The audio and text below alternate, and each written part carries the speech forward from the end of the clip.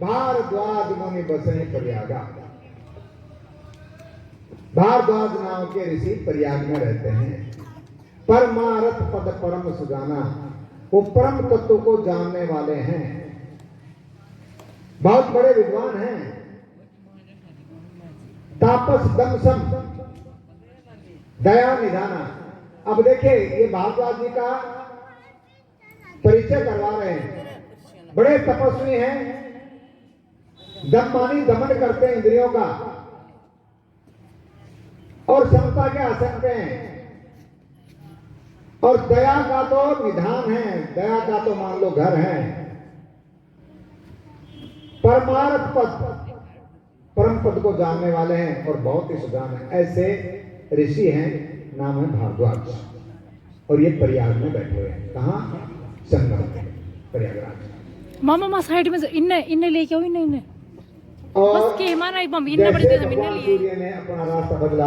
हाँ बस थारी भी सीट फिक्स कौन है?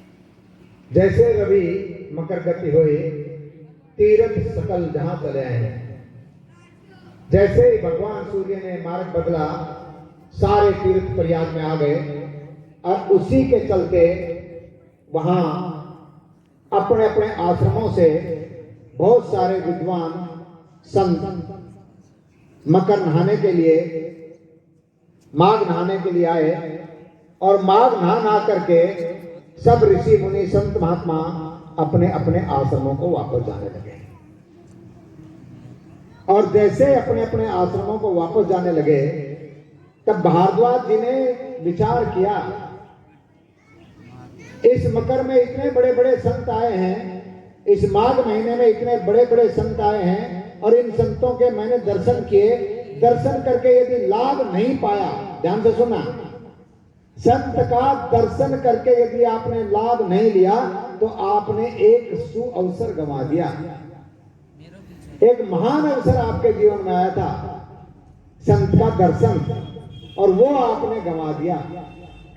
तो भारद्वाजी मन में विचार करते हैं कि मुझे क्या करना चाहिए।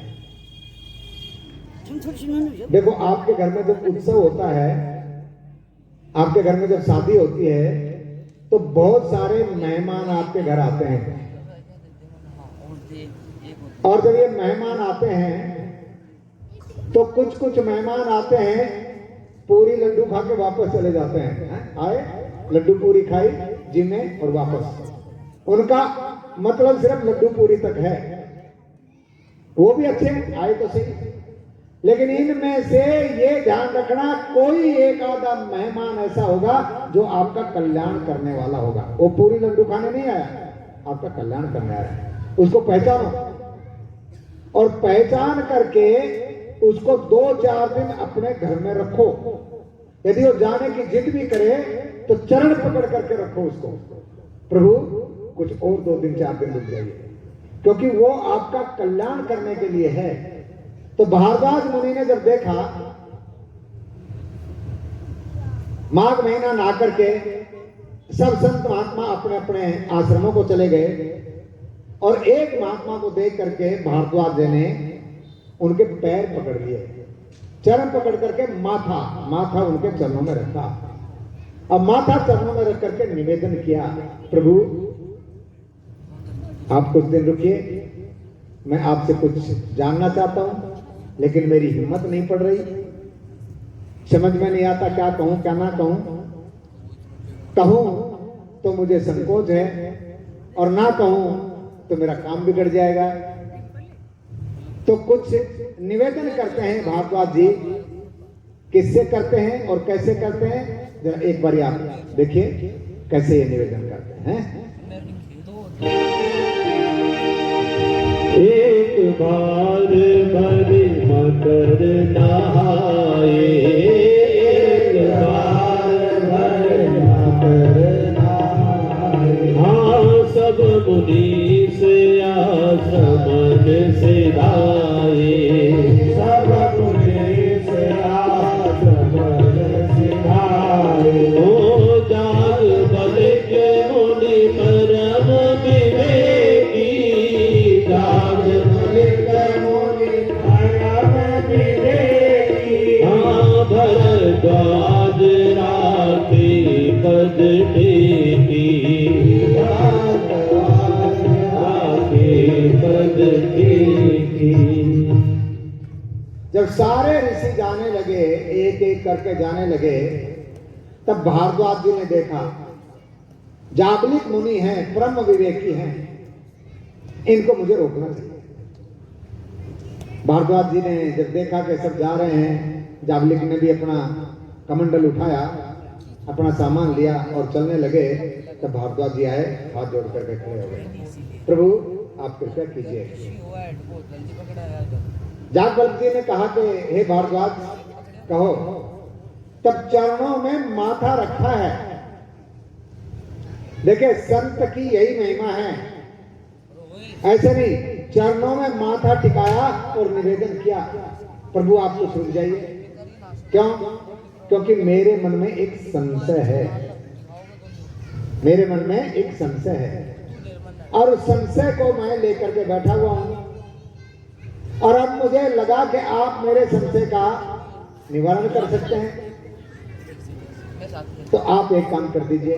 भारद्वाज जी निवेदन करते क्या कहते हैं जाबलिक मुनि से, नाथ एक संशय बड़ मोरे, नाथ एक संशय बड़ मोरे, हाँ कर गत वेद तत्व सब तोरे, कर गत वेद तत्व सब तोरे, हो कहत समोहि लागत भय राजा, कहत समोहि लागत भय राजा, जो न कहूँ बड़ होई अकाजा, जो न कहूँ बड़ होई अकाजा।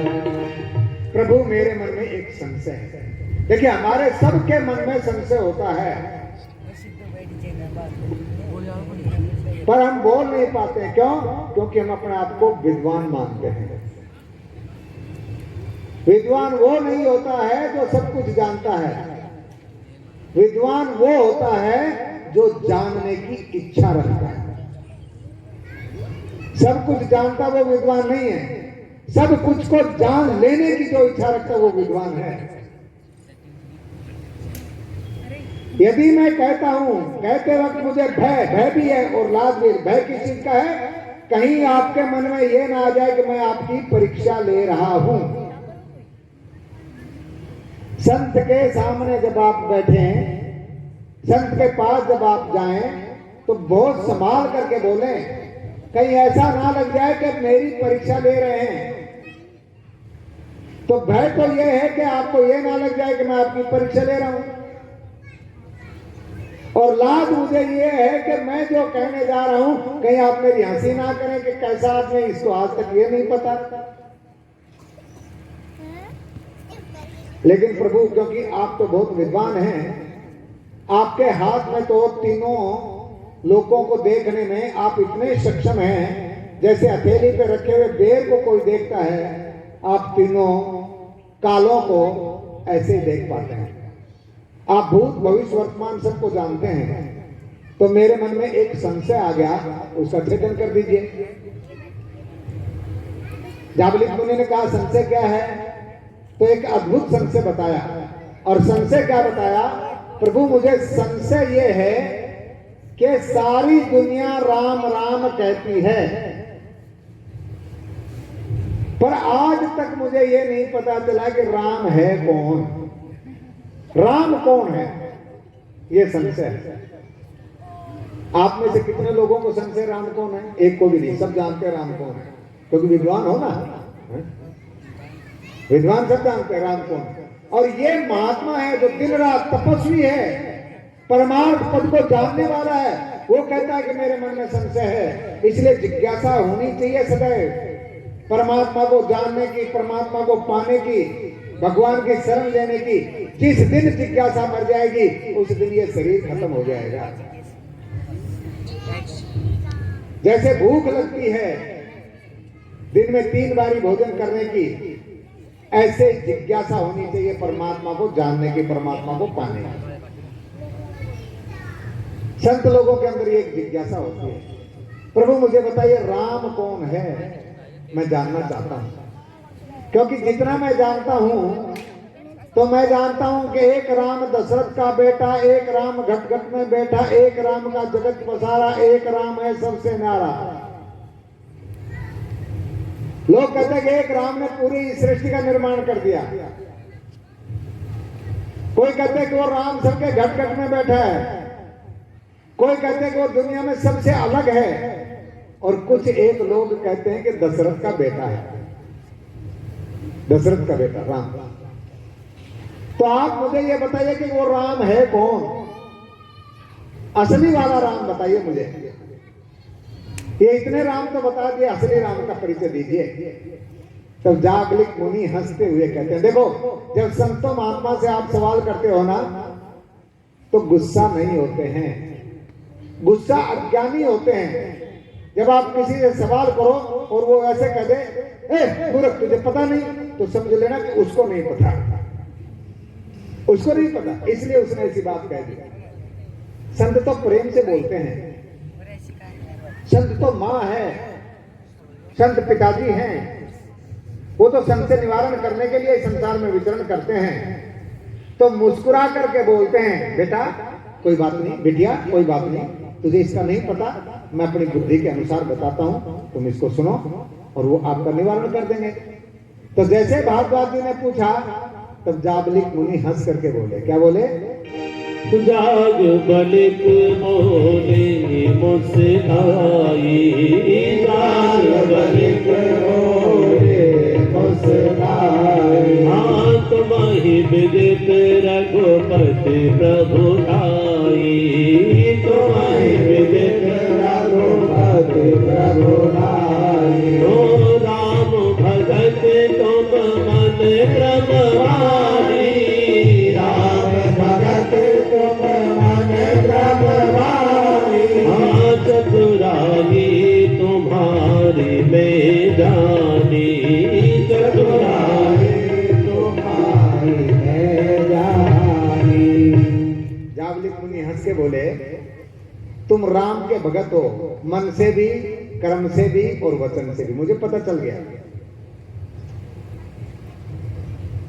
लेकिन तुम्हारी चतुराई में जान गया। आप बताओ क्या चतुराई जाने हैं? उन्होंने पूछा मुझे राम बता दीजिए। ये हंस के कहते हैं कि तुम राम के भगत, तुम राम को जानते हो, राम को जानते हो, राम के भगत हो, मन से भी, कर्म से भी और वाणी से भी। तो फिर तुम राम को क्यों जानना चाहते हो? तुमसे तो छुपा हुआ नहीं है, लेकिन तुम्हारी चतुराई का मुझे पता चल गया। और चतुराई क्या होती है? जब संत मिलते हैं तो कोई ना कोई बहाना लगा करके भगवान की कथा शुरू कर देते हैं। और हम मिलते हैं, हम तो कोई ना कोई बहाना लगा करके अपनी व्यथा शुरू कर देते हैं। जब हम मिलते हैं तो हमें एक ही अवगुण है जो निकल करके बाहर आता है, दूसरे की बुराई करना। जब मिलेंगे तो किसी दो मिलेंगे तो जो तीसरा वहां नहीं होगा उसकी चर्चा करते हैं हम लोग, बुराई करते हैं उसकी, याद रखना। और उसकी बुराई करके उसका पाप हम अपने हिस्से में डालते हैं। जिसकी भी आप बुराई करते हो, जिसकी भी उसने कुछ पाप किया अपनी जिंदगी में, तो पाप तुम्हारे हिस्से में आ जाएंगे बिना बुलाए। ये चुगली का फल है। फिर भी हम उस चुगली को छोड़ते नहीं हैं, या फिर हम व्यथा सुनाते हैं, एक दूसरे का दुखड़ा रोना शुरू करते हैं। वो अपने दुखड़े रोएगा, वो अपने दुखड़े रोएगा। पहले भाव में मिलते हैं तो आहा क्या मजा है, कैसी सा दीदी सब क्या की मौज से, 3 कुआं से, ट्यूबवेल लागरों से, ट्रैक्टर से, खेती बाड़ी अच्छी है से, 4 छोरा से, 4 नौकरी में से, बहु नौकरी में से, बहुत बढ़िया। और तू हाथा पोके खाऊं,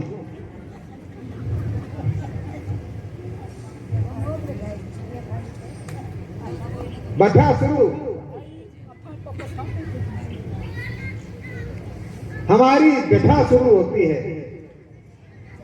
या फिर जैसे बात आगे बढ़ी फिर तो खुल गए दरवाजे चुगलियों के, पाप के, एक दूसरे को बुराइयों के इतने दरवाजे खोल देते हैं कि हम खुद बुराइयों में डूब जाते हैं। मत किया करो।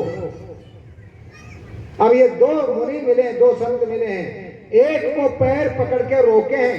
आप भी शादी में आने वाले उसको नहीं रोकते जो आपका कल्याण करता, नहीं, आप अपनी उस बहन को रोकते हैं जो तीसरों की बुराई तुम्हें सुनाती है।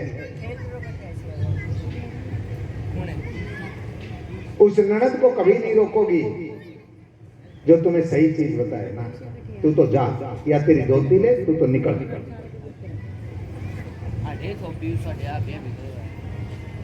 विचार करो। और जैसे कहा मैं तुम्हारी चतुराई जान गया, तुम राम के भगत हो और तुम सब कुछ जानते हुए भी सवाल तुमने मूर्खों जैसा किया है। क्या बोलते हैं जाबलिक मुनि? सुनो ध्यान से। भारद्वाज जी को कहते हैं हो तो तुम बहुत विद्वान, लेकिन सवाल किया है मूर्खों जैसा। कैसे? चाहो सुने राम गुण गूढ़ा, चाहो सुने राम गुण गूढ़ा, कीनहु प्रश्न मन हो अति मूढ़ा, कीनहु प्रश्न मन हो अति मूढ़ा, ओ तात सुनहु सादर मन लाई, तात सुनहु सादर मन लाई, कहूँ राम की कथा सुहाई, कहूँ राम की कथा सुहाई। हे भारद्वाज मुनि, तुम हो तो विद्वान, लेकिन सवाल मूढ़ के जैसा, मूढ़ मानी मूर्ख के जैसा किया है, जैसे कोई मूर्ख करता है। लेकिन जब तुमने सवाल कर ही लिया तो मैं तुम्हें राम की पावन कथा सुनाता हूँ, वो पवित्र कथा सुनाता हूँ। माता जी लाल चुंदड़ी वाली, पीढ़े पे बैठने वाली, आप अपने पीछे बैठी हुई सफेद चुंदड़ी वाली लड़की को बहुत दुख दे रही है।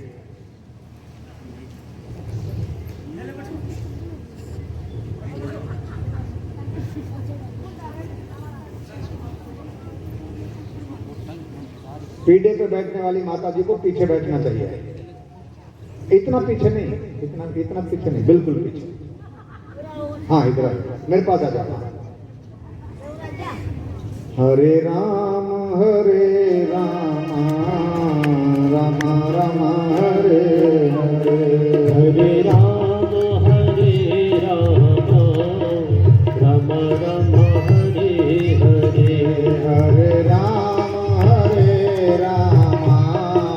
राम राम हरे हरे, हरे राम राम राम हरे हरे, हरे कृष्ण कृष्ण कृष्ण हरे हरे, हरे कृष्ण कृष्ण कृष्ण हरे हरे, हरे कृष्ण कृष्ण कृष्ण हरे हरे, हरे कृष्ण कृष्ण कृष्ण हरे हरे। तब भगवान भारद्वाज जी ने जब ये प्रश्न पूछा और जाबलिक मुनि उन पे प्रसन्न हुए और खुश होकर के कहते हैं भारद्वाज तुमने सवाल तो बड़ा मूर्खों जैसा किया है, ऐसा दिखाया है, लेकिन तुम हो बहुत विद्वान, तो तुमने यदि सवाल पूछा है तो मैं तुम्हें राम की सुंदर कथा सुनाता हूँ। राम कौन है ये मैं तुम्हें बताता हूँ और अब तुम ध्यान पूर्वक कथा को सुनो। तो जाबलिक मुनि कथा सुनाते हैं, भारद्वाज जी सुनते हैं और क्या कहते हैं जाबलिक मुनि, सुने। राम कथा शशि किरण समाना,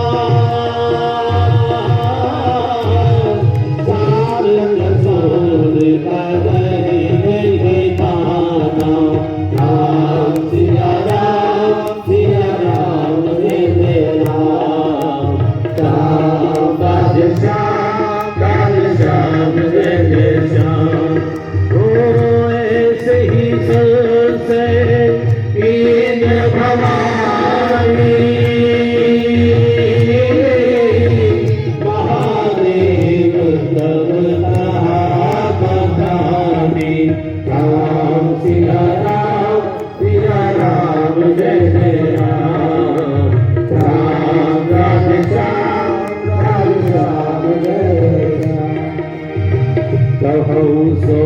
पार्वती अनुहारी अब उपासना को संभाल भयो समय देहि तुझे खुद मुझे कही हे भारद्वाज, जब मैं तुम्हें एक संवाद सुनाता हूँ, अब मैं तुम्हें एक कथा सुनाता हूँ जिसको सुनने से तुम्हारा विषाद मानी तुम्हारा दर्द खत्म हो जाएगा। और कौन सा संवाद सुनाता हूँ? भगवान शिव माँ पार्वती का संवाद सुनाता हूँ। जो संशय तुम्हारे मन में है वही संशय माँ पार्वती के मन में आया। देखो, संशय आना कोई बड़ी बात नहीं है। संतों के मन में भी आता है, देवों के मन में भी आता है, और तो और छोड़ो, जगत जननी भवानी के मन में भी संशय आता है, जगदम्बा के मन में भी संशय आता है। संशय आना बुरी बात नहीं है, लेकिन संशय का सही जगह जाकर के उसका समाधान करवा लेना बहुत जरूरी है। हमारे जितने भी शास्त्र हैं सारे संशय के ऊपर निर्भर हैं। अर्जुन को संशय होता तो भगवान गीता सुनाते हैं, राजा परीक्षित को संशय होता तो सुखदेव मुनि भागवत सुनाते हैं।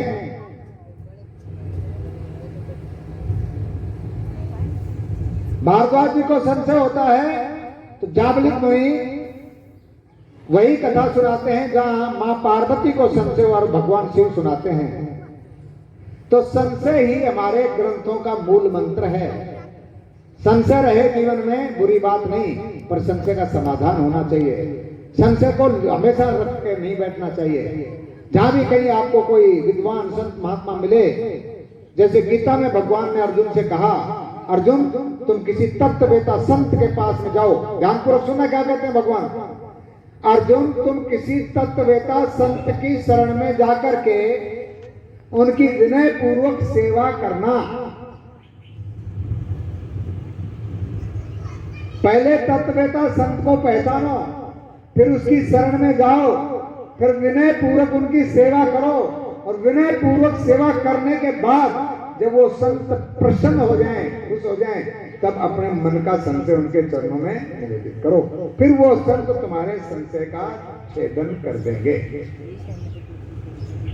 ये हमारे मानव जीवन का मार्ग है। अब यहाँ पे जाबलिक मुनि कहते हैं, माँ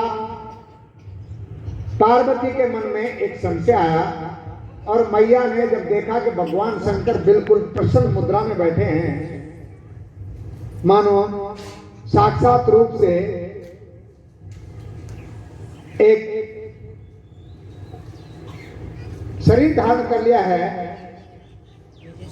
परम तत्व ने, और जब ऐसे देखा तब मां पार्वती भगवान शंकर के पास गई और शिव भगवान के पास जाकर के निवेदन किया। चलो यहीं से चलेंगे। भारद्वाज जी मुनि कहते हैं कि एक संशय हुआ मां पार्वती को, और क्या संशय हुआ बता रहे। एक बार त्रेता